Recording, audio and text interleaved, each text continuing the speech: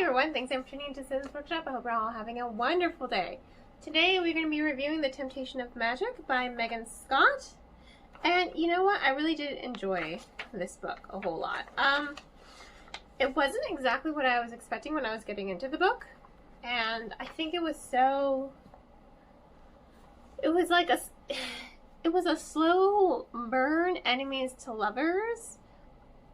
But I think what I appreciated the most was how enriching it was. So the main premise is you have Nicole, and she is studying art and art history. And the reason she's doing it is because she's looking for clues that her mother, who died, she's looking for clues on the whole secret behind the council.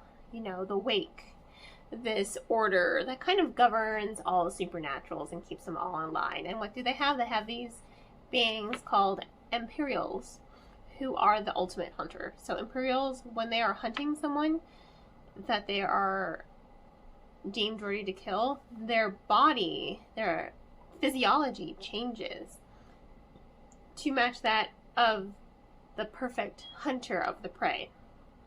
So they are the ultimate killers. And I really liked that element of the story. And I really love this art history because as I was reading the book, when I was done reading the book or when I was done reading a certain segment, chapter, any art piece that was mentioned, I'm like, I want to see what this art piece is all about. I would end up Googling it and doing a little bit of research on my own. So it was really enriching for me. I really did enjoy that art history aspect. I did have to take a gen ed in college that was similar to art history. So I do like art. I'm just not like, it's not something I study. It's just something I appreciate. And it's going like that involved in the art pieces, even in the novel. You know, they do talk about the art pieces and the history about them, and it was just so enriching. And the thing is, it didn't feel out of place. It went with the story, you know, and like that's what I mean by like it was enriching. Like it was an enriching novel, these art pieces that have a lot of history, and the fact that Scott is adding this supernatural element to this is just, it was really well done, honestly. It was so well done. And I really like that element of it. I really do. I know I'm repeating myself, but it was a really cool element to the story, and it wasn't something I've seen before. And it was very much, you know, Dark Academia, Supernatural, the TV show. It was very much kind of Vampire Diaries vibes as well. So if you, including, you know, Dark Academia and Vampire Diaries and Supernatural, all of these three fandoms together, this is what you get. And you have this art history conspiracy, and it was very involved, but it flowed. And I love that rising tension between Nicole and Kyan. I do think the whole fated mate trope is a little overplayed. I do. I feel like lately it's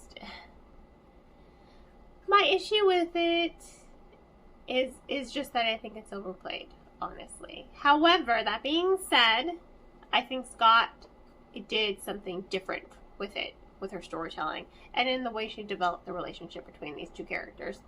And the way that she developed the Imperials themselves as a supernatural species. So I do think that there is an element of freshness to it that kept me from rolling my eyes. Because whenever I see the fated mate trope, I'm like, oh god, here we go again. That's really my biggest gripe with that trope. It's become so overplayed lately. And I think that's mainly because a fae is trending right now in fantasy, in romantasy, whichever one you want to use.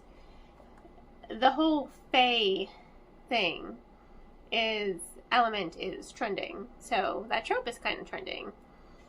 And I don't think every single story needs it. But if you're going to do it, if you're going to use it, be like Scott and be unique about it. And she added a freshness to this dynamic between Nicole and Kyan. And I really liked the rising tension because he does not know what she is because she's also half seer. And unlike most Imperials, she has that second ability. Most Imperials don't. They are an Imperial and that's it. She's more. You know? I don't want to say like, oh, she's the chosen one kind of trope, because that one's also overplayed. But the fact that she's more keeps them guessing what she is.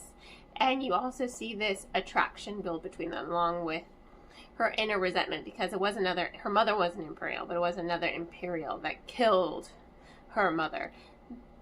I really enjoyed that rising tension between them. And I loved their internal narrative of these two characters and everything that they're going through. And Nicole's, oh gosh, she's going through a lot. I mean, she's so close to discovering the Wake's secret. She's so close to, really avenging her mother's death.